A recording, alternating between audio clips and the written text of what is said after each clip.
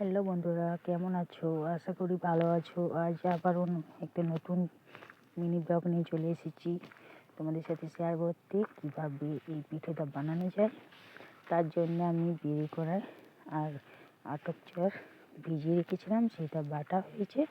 এরকমভাবে ব্যাটারটা তৈরি করতে হবে। তার জন্য লবণ এবারে তাওয়ায় দিয়ে দিলাম।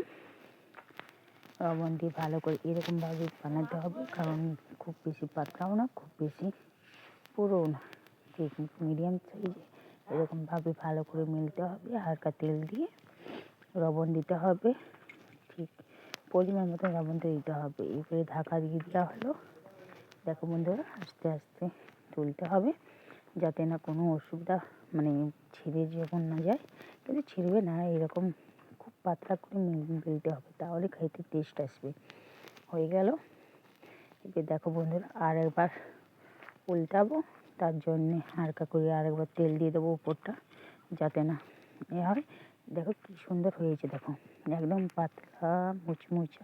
দেখো হাতে একদম ময়ান হয়ে যাচ্ছে, দেখতে পাচ্ছ? এর সাথে যদি হয়ে যায়